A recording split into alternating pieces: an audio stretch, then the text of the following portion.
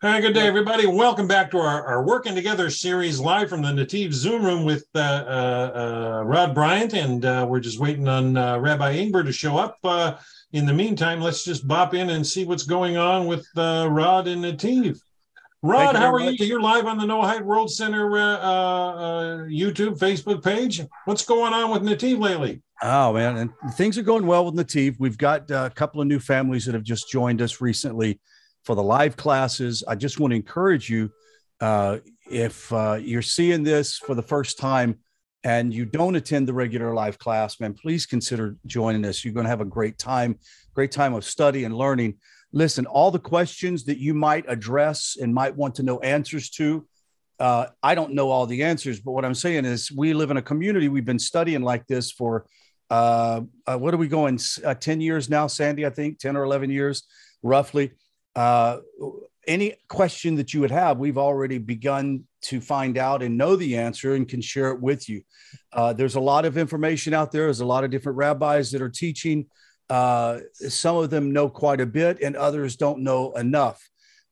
I'm really was really heartened today when I found out that over Oh, Shabbos in the Jewish community, yeah, they some were. of them are so specialized, right? Oh no, I know it's exactly it. They're specialized, and so in the Jewish community here, Rabbi Wolbe said they were having a discussion over Shabbos about the laws for the B'nai Noach and how they apply, and that was very heartening that these Jewish men are having discussions along with rabbis about the laws for the non-Jew and how to help those who are in search of Torah. Very And necessary, sure. very, very exciting.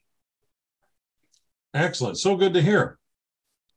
Yeah, and we've got, like I said, it's a fantastic time right now for our community. Our classes are going well. Of course, we're going to have a break, probably with Rabbi Avener until I believe it's April the 4th or 5th. Uh, he's going to be taken off because of Pesach and Purim and Pesach. And then we have Rabbi Weissman, who he's not canceling any classes yet, right, Sandy? Maybe next Tuesday, but I don't know. Yes, it's kind of on a week to week basis, Right, maybe how he's feeling and then how the holidays fall. right. So Yeah, yeah. make When sure you there's stay up to holidays, we all date. try to respect their schedules, sure. Right. The important thing is to stay up to date with what's going on in the community. And why it's going on. Yeah, absolutely. Look, I mean, we had a discussion this morning before class with individuals who were Noahide, who had children or young, kids that they want to have some type of relationship with other Noahide children and young people, especially for the potential of, future possible marriage. And so it's important that we begin to network and Yeah, come connections. up with some responsibility, some leadership to do it. So anybody feeling like the urge to do it, I would encourage you to jump You in. know, I've had a couple encouragements from Jerusalem to work on a child curriculum for yeah, just for schooling purposes, maybe homeschooling of sorts. But I've even talked about maybe one lady's willing to maybe be involved and volunteer. But I'm pondering the notion of maybe doing some animations and setting them all up. And there's a lot to it. But one rabbi in Jerusalem put me in touch with a lady who is strong on school ethics, Right. and I wanted to, input that as well. And I haven't made that connection yet. I've tried, but just hasn't come together yet. But who knows? I mean, Right. I think encouraging it is definitely the starting point. Especially for young people, you don't want them to grow up isolated in a bubble and then wake up one day and realize the world's a much bigger place, and then they Right. just get sucked into it real quick. We don't Yes. want that to happen. Absolutely. And also, I'll throw in the Noahide mitzvah course that we have put together through YPS should be on tour anytime in the near future. They have agreed to post up all 60 lessons. So Oh, teaching beautiful. about Noahide laws, teaching what the sages of blessed memory say about the B'nai Noach. So it's a great opportunity to not only educate the non-Jew, but the Jews that are watching and being educated. Rabbi Ingber just entered the room. So Dan, I'm going to turn it over to you. All right. Well, this is why we're here now. Last week was a great message. He went through some wonderful points out of Jonah chapter 2, and then started to break into Jonah chapter 3. I know this is our third part dealing with the book of Jonah. I'm not sure what the rabbi has in store. Rabbi Ingber, are you there? We're going to turn the class over to you. I am here. I'm getting a so good to be with you, sir. And it's hearing me okay? Yeah, I'm capturing your voice all right. Good. I have some kind of delay. It's kind of weird. I'm speaking and then I'm a second behind myself. Okay, so all right, a little confusing. All right, good to see you all. We did start Jonah. We've done a couple of sessions where we are up to the 4th chapter, actually. And so today we're going to finish the book of Jonah. And next week we'll talk about it more. But I want to talk about the book of Jonah, and then at the end, something that's very related to both this time, what's happening now, and to the holiday that's coming up, which is the holiday of Purim. I'll explain a little bit about that, and we'll talk a little bit about one of the very strange commandments of Purim in light of the story of Jonah, and then we'll hopefully have some discussion about it. Okay, so we're up to the 4th chapter. So in the 4th chapter, we said that after God sends Jonah, I'll call him Yonah again, the Hebrew term, Yonah to Nineveh, he comes back and Yonah says, okay, 40 days, Nineveh will be destroyed. Nineveh hears the rebuke and they repent. As I said before, repent's a bad word. The word is return. Tshuva, returning to what we are, to our essence, which has a place that we want to be connected to God. And so they return, they do tshuva, and then God doesn't destroy them. Yonah gets very upset. And we said last time in the verse chapter 4, Vayira Yonah Ra Gadol, it was very bad for him. And he Vayicharlo, he got upset. He got sick, actually. He was so upset he got sick. It is very weird. We said last time, how do you get upset? You just got people to change. That's very good. We have a few explanations. One that we ended with last time, was that Yonah knew they really didn't fully change. They still had idolatrous beliefs. They still looked at the world as if there is, instead of saying there's a creator, they still attributed power to other forces in the world. They really had not changed in their essence. They did externally, they returned all stolen items, which is great. But Yonah said they didn't really change fully. It's God, you forgave them. Now, why did that bother Yonah so much? We said it bothered him so much because he knew prophetically that these people, the Assyrians, were going to destroy his people. They were going to exile the 10 tribes of Israel. And so he's like, well, these people are not really good. Why are you keeping them around? And this is what got Yonah so upset, that he felt that that God was compassionate to them, even though their tshuva, their returning was not sincere and was not complete.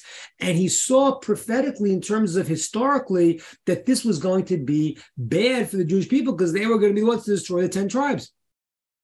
And I said, this is what we had last week, and this is a very, very, very important lesson. We talked about last time how you see things that are happening, but God's got a divine plan. And things are being moved in a certain direction. What you want to do is you want to find out, what's my role in that divine plan?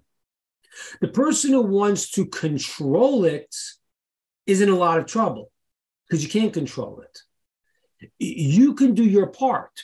And that's why sometimes you can try something because your logic dictates this is the right thing to do, but sometimes you have to pull back and say, well, if God doesn't want it to happen, it's not working, maybe I shouldn't push it. Because there is the interaction that is all the time. We are put in this world, we must do. God gave us commands, we must do. But he's got a grand plan of where he wants things to play out.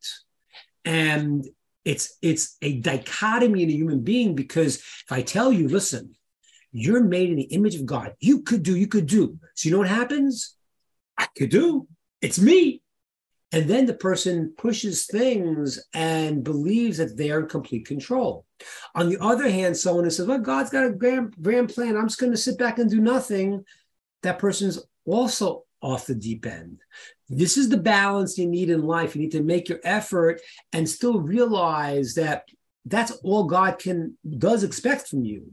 He wants you, he gives you certain strengths, and within those strengths and within the society you're born in, the time you're born in, that's the effort you make.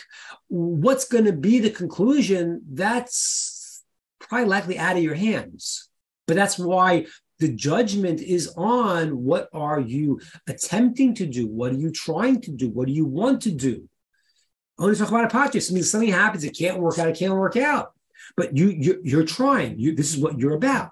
So Jonah has this dynamic now where he's like, I just saved these people. They don't really deserve to be saved, and they're going to be the ones who, in God's grand plan, is going to exile 10 tribes. He's very upset about it. And we got to last week. He says, he wants to the point of death. Now God says to him in verse 4, chapter 4. Now, this is a very strange terminology. This is what we're up to now. The word is, I don't know how the English translates it, but it says, are you so angry? Really? But the wording is very strange because hatev means good. Is it good that you're angry? So the simple explanation is God saying, like, why are you so angry about? What is it that you think that you're upset about? But there's another way to understand, which is a rebuke. Because if you feel good when somebody else has something bad, or feel bad when someone else has something good, that's a problem. And God is telling him, okay, you might have good reasons why you feel this way. You might have rationales why you feel that this is justified. But God says it's not a good trait for a person when I give good to somebody to feel bad about it. Okay? This we'll have to explain a little bit more as we're going to go, because there is a concept of God giving reward to righteous people and punishment to evil people. And if you look at the prophets, they're very upset. There was a book, Why Bad Things Happen to Good People. But there wasn't a book of why good things happen to bad people. How come there's no book like that? That is actually the bigger question. Because if I say, why do bad things happen to good people? I don't know how good is he. See, on the outside, he's good. But if somebody is really bad and why good things happen, that should bother you too. Because the way of God is pure and just, and bad should not be rewarded. So why, and that's what the prophets scream. They say, why are bad people prospering? That's not a good thing. So Jonah seems to have a point that Nineveh is something wrong with them. And we'll see further. We'll see as we bring this home, what was Jonah's mistake and what God was telling him. So now, next verse 5. So Jonah goes out of the city. Now he's told them they're going to be destroyed, and they repent and they are saved, and God does not destroy them. So Jonah goes out of the city. Why does he go out of the city for? Well, different explanations. One is because he knew they weren't so righteous. He still didn't want to hang around with these people. Even though they were better than they were, he knew they're not the greatest people in the world. He also had this idea. He said, I'm going to go out of the city and watch what happens. Because Jonah thought, even though they weren't going to be destroyed, some shakeup was still going to happen. Because Jonah knew that their repentance was not full. He thought something's going to happen. A minor thing, but something. He wanted to see what was going to happen. He goes out of the city, and he builds himself a sukkah, a canopy. Okay, that's in verse 5. Now, you got to get the picture here to understand this next part. I don't know if you ever got caught in like Mid-East sun, Texas sun. You got in a really hot place that you got stuck in, and someone's beating down on you. I don't know if that happened to you. It happened to me once. This was years ago. I was 17, 18. I was in the Sinai Desert. So it's already very romantic, biblical. I'm in the Sinai Desert, and I went snorkeling. And I put my clothes in the little cove that I was staying in. I went snorkeling, and I came out in the wrong cove.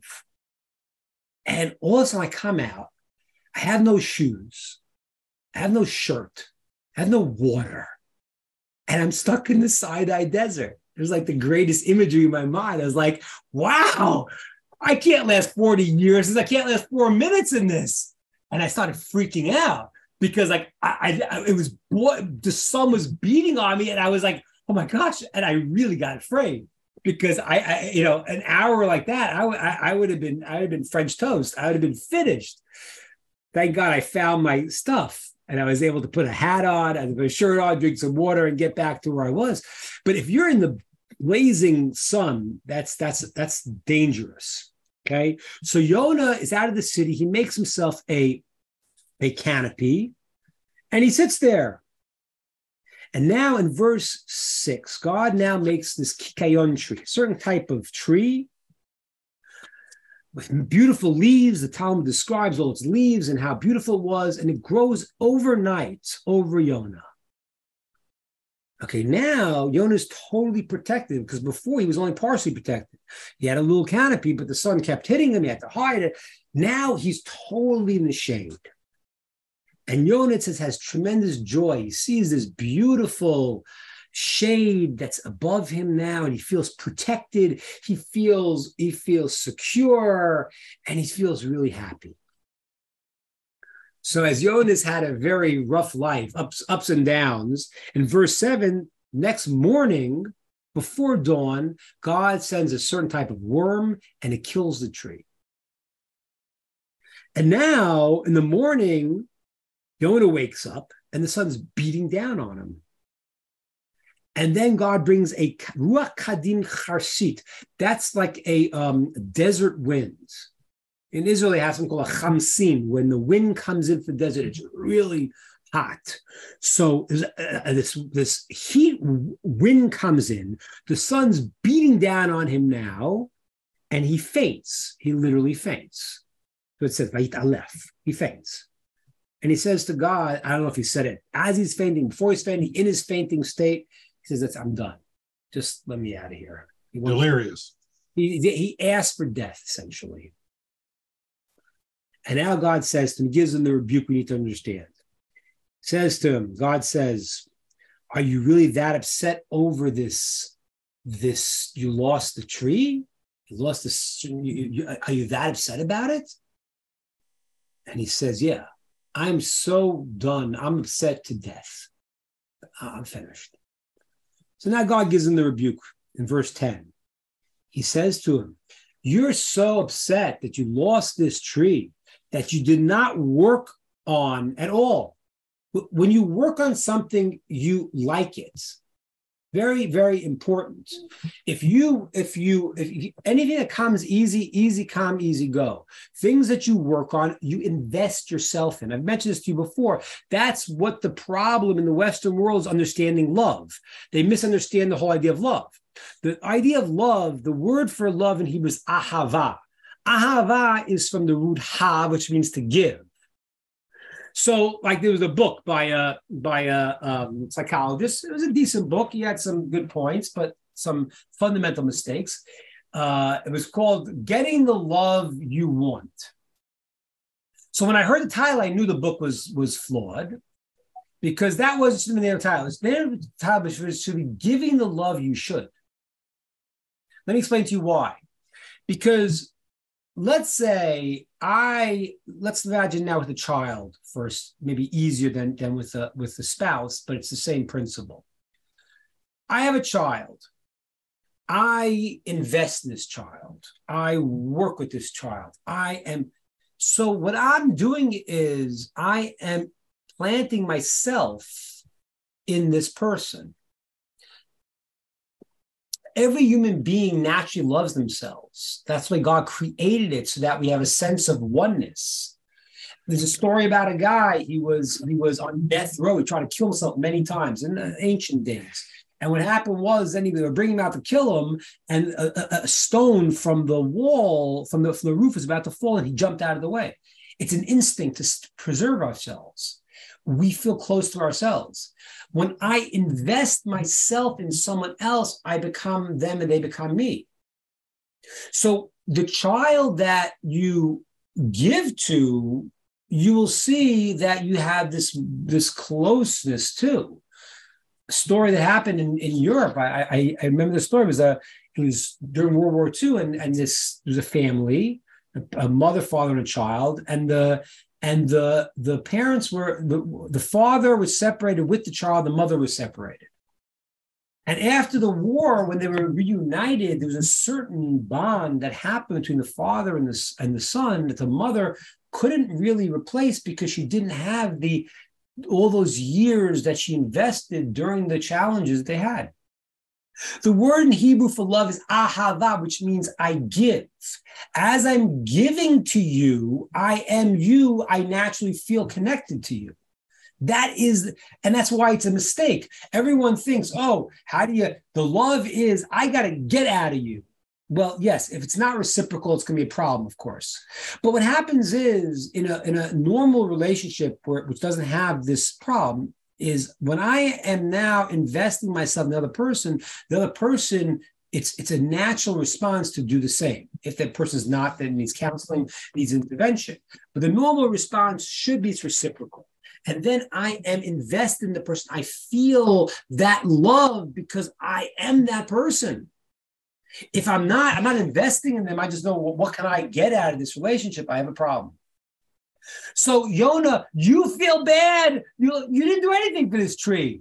When a person works on a project, they feel something because they invest in. That's why in Hebrew, the word for money in the Talmud is called damim. Damim means blood, because I'm working, I'm investing myself. That's why a person goes and does a job and you don't pay him on time. It's a problem, because what's happening is the person is going and investing themselves into their labor. So Yonah, you feel so bad about this tree you didn't work on? You didn't work on it. You didn't grow it. It was here by day and gone one night and one day it was gone. Which means that there was no time to feel the investment. You feel so upset about it. God says, and this is the conclusion of the book. God says, if that's true, and I will not feel compassion and a loss on the city, the great city of Nineveh, that has in it more than 12 ribo. That's 120,000 people. 10,000 is more than 120 people that do not know from their right hand to the left hand, and animals, and many, many animals. And what does this mean at the end, that these people don't know their right from their left? Well, what is God saying to Yonah that, and these people don't know their right from their left hand, and therefore I shouldn't have compassion? What does that mean? Let's understand. Yonah was upset because they did not really repent fully. That's what he's upset about. They didn't really get it together. It's kind of, they faked it. They did a little bit. God says, but don't you see? There's a place they don't understand. It's not an intentional action. When God judges everyone, he judges them based on their situation. I don't know any person's situation. You don't either. So God says, there are many people, and that's why he says the animals too, because like the animals don't know what's right and wrong. A lot of these people just don't know. Now, I want to answer a question though. Does that mean that it's okay to do the wrong thing because you don't know? Doesn't mean that. Doesn't mean that. It means a person, everyone's obligated to go and to find out. But the judgment on the person who is accidental is obviously going to be different than the person who's intentional, right? If a person knows they're doing the wrong thing and they still do it, that's a worse scenario than a person who doesn't really know. And that's the whole tie-in here. We have to understand this. So Yonah is upset. He feels like these people didn't really change fully, and still you save them. And in the global picture, they're going to cause bad things in the future. And God says to him, when God's judgment is not a person's judgment, Hashem is looking at every individual and every nation. And what's happening is that there are people who could do better, should do better. It wasn't that there was no judgment on Nineveh. Eventually they were judged. These people, as they got worse and as they did certain things, they were judged negatively. But the judgment is for the purpose of the good of the people finding a way that we can see and direct them towards the good. Hashem does not want to punish anyone. He wants a person to learn and change and grow and become wonderful and great. And therefore, Yonah, what are you pushing here? Why are you pushing this idea? Why are you pushing that? That is the backdrop of this. Now, I want to discuss this a little bit today. Jacob, I think your thing is flashing in and out. I don't know if that's given a problem for anybody, but it's kind of like a little psychedelic right now. Okay. So, all right. Matrix has a glitch. Yeah, exactly. Jacob, maybe put the video off. Maybe put the video. Yeah, it's better. It's better. You see you better now. Anyway. So now let's understand this. There's a lot of things to talk about now. It's about judgment. First of all, I mentioned this to you many times. There is an idea that some religions have called grace.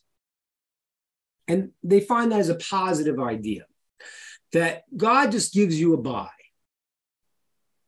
It's not a good idea.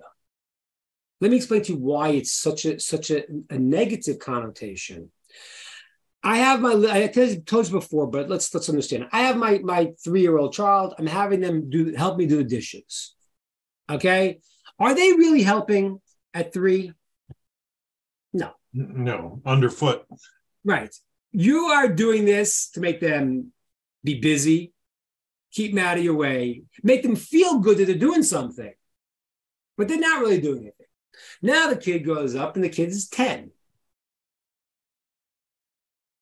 Do you not want the kid to maybe be doing something that they're actually doing something? Of course you do. Your goal is that you were 3, you couldn't do it. Now you're 10, you can. And it's not because I need the dishes, because I want you to be a valuable person. Therefore, the idea that God would say to somebody, listen, you can't do anything anyway. You're a klutz. You're a disaster. Just pretend you're doing something because you can't really do it anyway. That's not good. That means the person is not a human being. So the judgment is not about giving a bye. That's not the goal. Compassion, and I think I shared with you before, the word in Hebrew, rachem, which means womb, or rechem. That's why the mother has this feeling to the child. Rachem, she has rachem, which is compassion. The word rechem is the same word in Hebrew. Also has the Hebrew word machar, tomorrow. Why? If I flip the letters around, I spell the word tomorrow. Why is spell the word tomorrow? Because the parent, when it says this child is, I see what they are tomorrow. You don't see it now. I see it. That means the compassion is not no place. The compassion is there's good in this person. There's greatness in my child. I see it and I have compassion. I want to bring it out. If somebody is evil through and through, that's a whole different story. When we see the goodness in our child, we have compassion because we see the greatness in them. It's not being brought to fruition. So one of the things when God judges us, he is compassionate. He waits. He will bring some negative things, but not to destroy, but rather to wake us up to change. He will go and not punish us immediately. He will make it slow. He'll give us the ability to return. But the goal is not that you got to pass because you can't do it anyway. The goal is the end, you're going to do it. So if I go and I have somebody who's messing up, and I have a choice now. I say to them, listen, I'm going to teach you a trade. Okay, great. And they mess up once. I say, okay, I got to dock your pay because you didn't show up, this and that. But I give them a loan. I go and I teach them something. I help them. What's my goal? My goal is not that they're going to stay a parasite. My goal is that 5 years down the road, they're going to say, wow, thank you for sticking with me, that now I'm doing this myself. Here's the money back you lent me. I earned this myself. That means I'm a person. So Nineveh, yes, like Rod said last week, they made some changes. And God said, great, okay, there's a path that you made some changes. And Yonah said, listen, this is not good. It has bad reflections, bad connotations. And God said, listen, Yonah, but you realize that this tree that you understood was benefiting you, that was protecting you, that had something good in this world, you valued. So you got to give that same value to Nineveh. Yes, they're not perfect. And my goal is not to go and to fool them saying you're perfect, but Hashem, God's dealing with them in a way that a person could end up getting compassion and then at the end earning it. Giving a person charity to their face is not the same thing as giving a loan or a job. It's a much lower level. In the levels of charity, there are 8 levels that are brought. The lowest level is I give somebody money to their face. And you know why that's the worst? Because first of all, I know who it is, so I'm haughty. But 2, they're embarrassed. But if I teach them how to do something, I give them a loan, what I'm doing, I do it in secret, which is a little bit not as good as the loan, because the loan they're really earning themselves. The person then feels like a human being. So that is the dynamic. Nineveh, like many, many, many nations, has their shortcomings. Everyone has their shortcomings. Every individual has shortcomings. And God is working with us to say, fix up your shortcomings. So you got to push. This is not easy. This is problematic. This is hard. And the goal is now to say, okay, I realize the problem. How do I fix that up and become the person that I can and I'm supposed to be? That's the thing we got to hear. We got to hear that. We got to hear that there's a certain power that you're given, a potential you're given, and your whole life is to bring out that potential. And this is the part you got to hear also. Every interaction that's happening, every situation is happening, is a tailor-made opportunity to bring out your potential. And that was what's happening here. Nineveh, yeah, they're not perfect. Hashem says, but yeah. How much could I blame them for not knowing? There's some blame for not knowing, but not like you think, Yonah. You say they should be wiped out. All right, but my judgment, God says, is very precise. My goal is that they should succeed. And therefore, how can I hold them accountable fully the way you want me to, when a lot of it is a question of ignorance, that they don't know? Now, this I want to take as a jump-off point now for what's happening. This past, I don't know, weekend was hate weekend. I think you guys heard about that. You heard about that? Briefly. Amazing. I mean, it's like, they don't even polish it up anymore. Used to be they would make it like, oh no, this is something, something good, really. The Nazis, we're moving you to a better place. Now they don't do that anymore. Now it's all right. Okay, it's called Hate Weekend, or Hate Day. And so, like, first of all, it's very fascinating, because I don't know if for many other groups that they would have called that, I think we would have had the CIA, the FBI, and every organization all over them. It seemed to be, I didn't see much of a response. What I saw was like, okay, Jews, be careful. It's Hate Week. And it's amazing because it's literally happening during the Purim time. That's what it was. Purim was Hate Day. It was Haman set a day where all the hate and we're going to kill every Jew in the world. That was the plan. And that's what Haman called. And literally right before Purim, they called Hate Day. Now, I wanna hopefully give some positive reinforcement and positive, hopefully, defense to some in the world.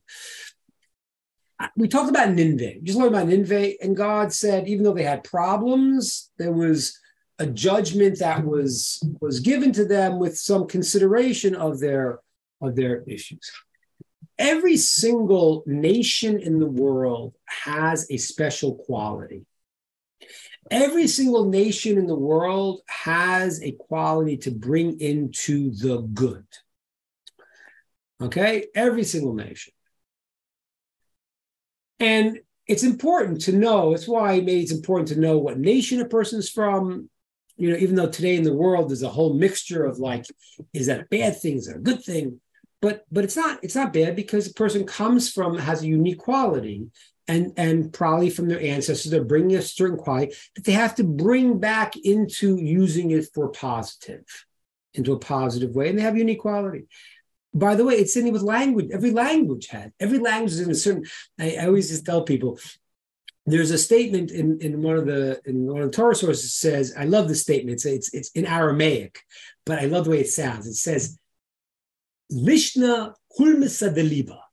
Love the way that sounds. What does it mean? It means Lishna, the tongue, kulmisa is the pen of the heart. The tongue is the pen of the heart, meaning that when I speak, I am expressing a whole worldview, what's in my heart. And if you look at every nation, you can see their qualities, right? Just think about their language. Think about the French. They're rolling, very, very smooth. Yeah, the French. Think about the Germans. That's the mindset. Every nation has a language. That's why there's the 70 languages. That's why every member of the Sanhedrin, the Great Court, need to know every single language. There's 70 nations. There's a Jewish nation. There's 70 members of the Sanhedrin. There was one that was on top, the leader of the Sanhedrin. There's 70 languages. There's Hebrew language. The Hebrew language, the holy language, is considered to be, I take white light and I put it through a prism, and it gives me the colors of the rainbow. 7 colors, which are 70, that is the white light expanding into all its parameters, which is why Moshe was commanded to translate the Torah into 70 languages. In Devarim, the book of Deuteronomy, God commands him to be'er heitev, to explain it well. It says to translate into every language, that every nation, everyone could have a connection through the pen of their heart, through their way of seeing the world. Every nation can bring in their good. And therefore, there's a bizarre, very difficult to understand commandment that we just dealt with, which is the commandment of Amalek, Mechias Amalek. Amalek was the nation that tried to kill the Jews. Haman was an Amaleki. And we are not commanded, we're commanded to get rid of this stuff. Now, how could that be? Can Amalek bring something in? Who is Amalek? What is this? What is this nation of Amalek? Amalek is the one reality that is not a question of I don't know. Amalek is I know and I don't care. When I hold a mirror up and I show a person doing something wrong, you know what they do? They put their heads down in shame because they know they're doing something wrong. When somebody looks me right back in the eye, says, I don't care. This is what I want. That's a very, very different situation than every individual or any nation having a shortcoming. That is in the root of the problem. Now, there are some tailor-made signs to know if someone's a Amalek. What's a tailor-made sign? One is what Hitler demonstrated, which is that he preferred to kill Jews than to save his own self, right? Because that's what he did. When he had a choice to use the cattle cars or the trains to transport Jews to the crematorium or send arms to the front line, he chose to keep killing the Jews. It is a certain level that is so evil that a person looks and says, I don't care. God, you want this?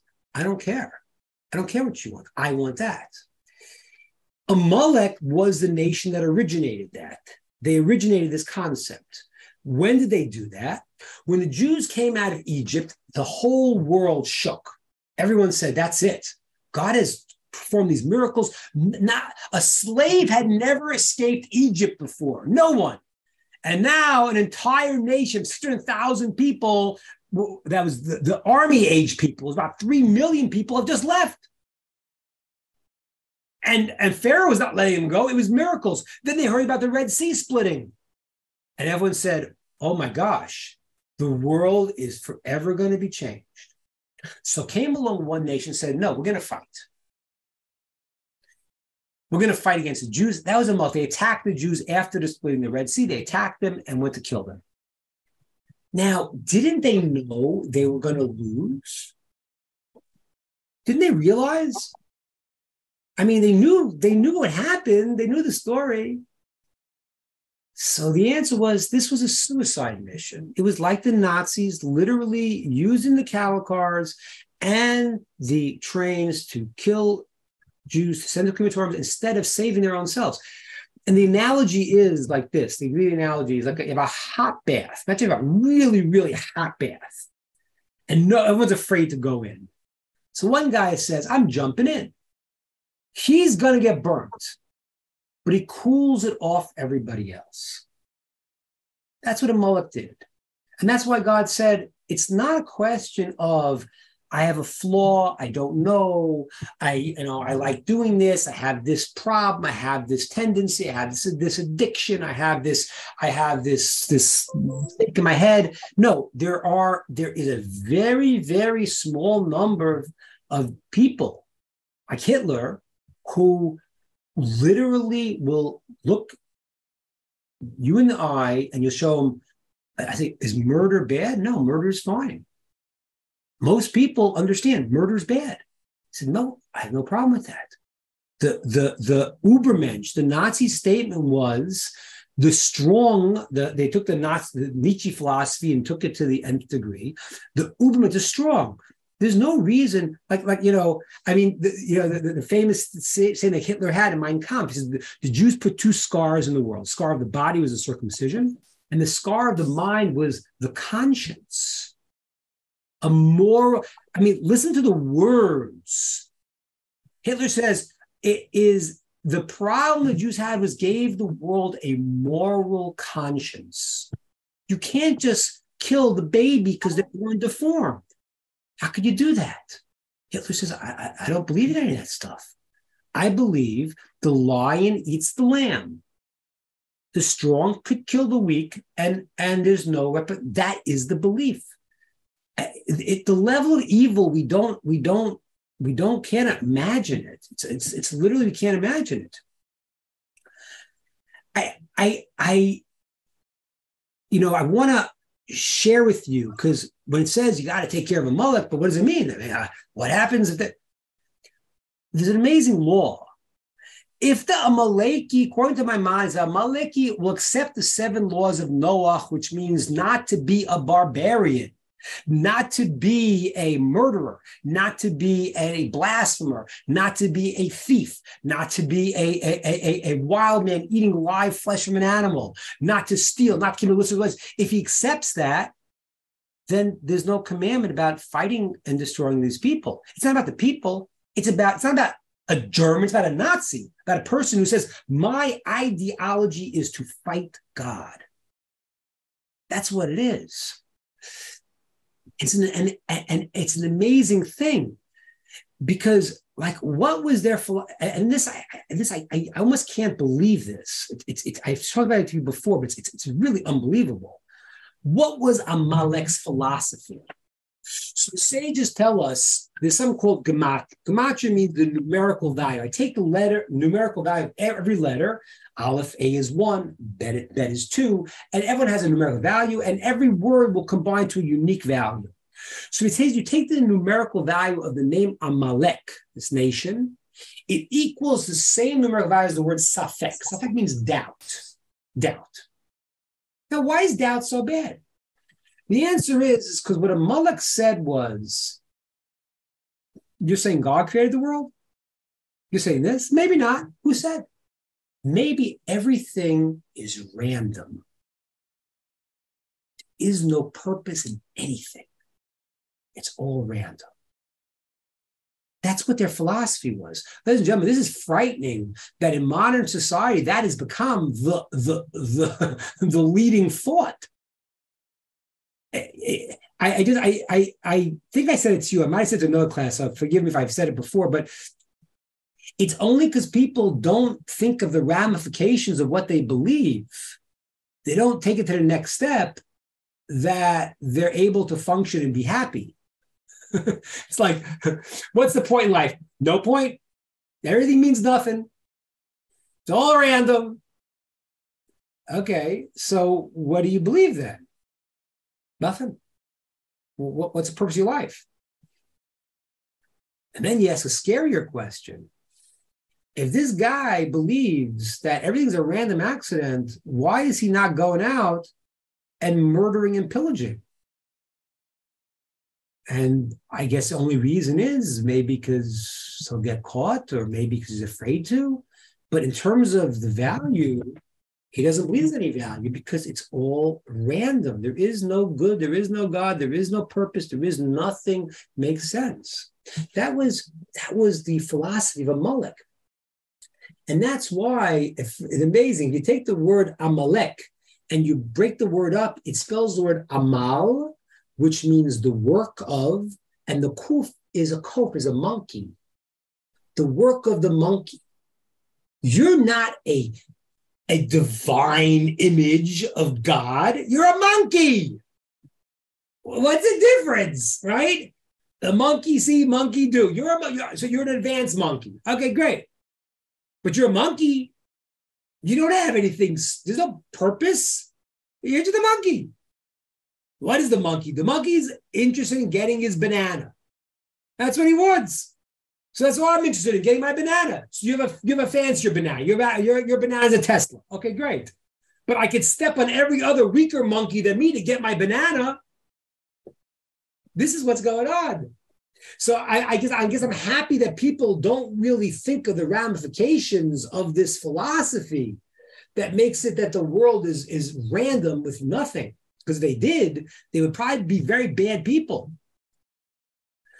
So what happens is like this, is that Purim was the battle of the Nazis, of the hate day, or the hate year, or the hate era against the Torah, against God and his people.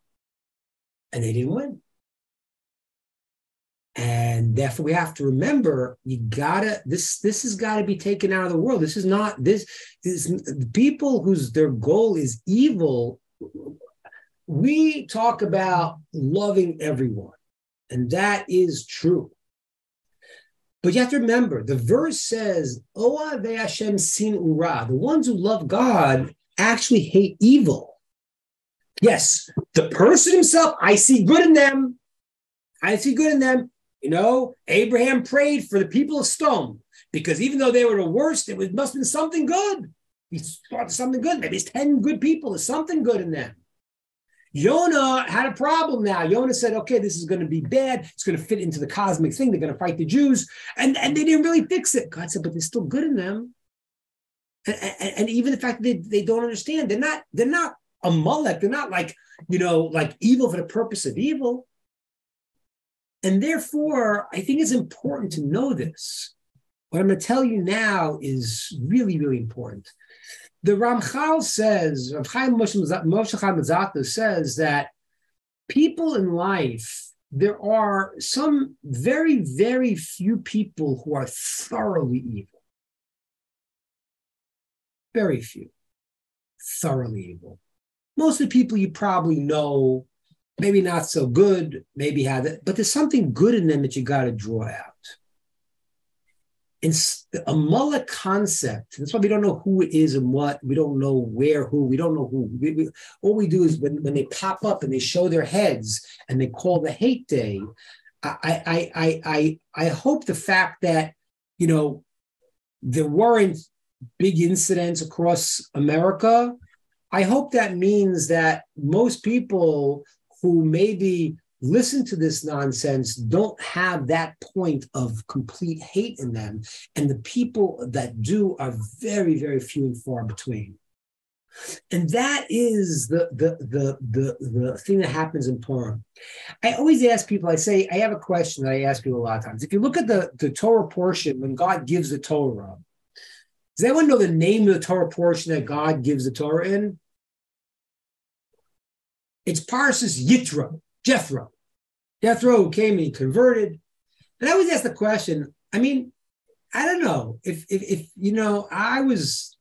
I was doing it, I would say, wait a minute, let's call this the Ten Commandments. I mean, this is like, Jethro? I mean, it's like, what is the, I know it's not Jethro from Beverly Hillbillies, I understand that, but still, Jethro is the name of the Torah portion with the Ten Commandments appear. Oh, it's Jethro, it's Parshas Jethro. It's crazy. And it's like unbelievable. Why is that? So this is an amazing answer. It's very true. The answer is because the Torah was able to be given only after Yitro removed the evil. He was an idolater. He was the leading philosopher of the idolaters. And when he said, this is all nonsense, he removed evil from the world. When you remove evil from the world, goodness can come out. As long as you don't know what it is, you got a problem. And therefore, whatever, Amalek, whatever that evil in the world, we don't know who, what, hopefully we won't see more Nazis in this world and people like that. But every year we call out to God and say, remove the evil. He removes the evil step by step. The evil is not, what we're talking about is a shortcoming. The people of Nineveh had shortcomings. Every individual has shortcomings. Every nation has shortcomings. That doesn't mean that's not called evil. Evil is when a person could look at, when Hitler can say, you created a moral conscience that I can't just kill what I want to. No, I'm not embarrassed I kill. I'm not embarrassed I may. I'm not. That's a different level. That is a world, that's something that I it's amazing because I think America, you don't realize how much America has taken from the Torah in terms of its basic ideas of compassion, because this is not what the world was. I think I told you this also. It just the whole. I mentioned it before. The fact that in Athens, the intellect of the Western world, they would kill a baby who was born with some deformity, and that was considered to be the proper population control. And we see these phenomena. People expressing these same ideas now. It's contrary to the Jewish idea of true compassion. And so we don't realize that so much of the Torah has seeped into society that most of us feel, even if we disagree with someone, is that other person evil? The biggest problem that's happening in American society right now is the inability to think. And so people, if you disagree with me, you're terrible, you're evil, this and that, and they call everyone a Nazi, which is just stupid. Because that's not what it is. What it is that have a different opinion and learn to talk, learn to think, and you can communicate. But I don't think most of the people who have divergent views, maybe even opposite views than you do, I don't think that most of them are Amalek. Most of them are people who have some kind of mistake. They don't know their left from their right. I mean, literally. Tar, let's get the analogy here. I know my left from my right. It's like is that happening in the world today, Tar? Yeah, we don't know what's flying. People think so. Okay, so okay, you got a problem. You got something wrong with your brain. I'm sorry. I feel bad for you. I feel bad that you've been brainwashed by everything. But it doesn't mean the person's evil. It means you may have a hard time getting through. The commandment of Purim is the battle of good and evil, which is not, and by the way, they tell you the same things. They tell you this all the time. Even the whole thing with Ukraine, It's the battle of good and evil. Let me just tell you something. For Zelensky to go compare it to the Nazis is insane. Because whether or not, and I'm not justifying the war at all, but it's a war that has reasons why the people are fighting the war. And if for example, one side would say, okay, we're not going to, we don't want to become NATO. We don't want to, so the war would stop. Hitler wasn't stopping when we'd say, we're not going to do what? His goal was to kill people. It wasn't a war of territory, a war of strategy, a war. It wasn't anything like that. It was goal to kill. So when we think in these terms of everyone else is a Nazi because we don't understand their opinion, it just makes us that kind of small-mindedness. The root of evil is really evil, And we don't even know how to take care of it anymore. We just got to call out. We had this week's Torah portion was to remember what these Amalekim did. Remember, they wanted to fight goodness. When we remember that, God says, okay, I'm going to now move it into the world to remove evil in the world. Right now, you can't go out and fight Amalekim. You don't know who anybody is. But you remember, there were people that were so evil. And God, we don't want that. And God says, you remembered it. You made it a point. You care about it. Okay, I'm going to remove these individual evil people from the world. And then every nation with its unique language, unique flavor, even Nineveh, everyone can now pull in whatever goodness they have and bring it to where it has to be, to unite it and to take that goodness from their unique way of seeing the world, their unique language, their unique view, and bring it into the system and elevate the entire world. Okay, that is my thought, and we are going to open it up to questions, ideas.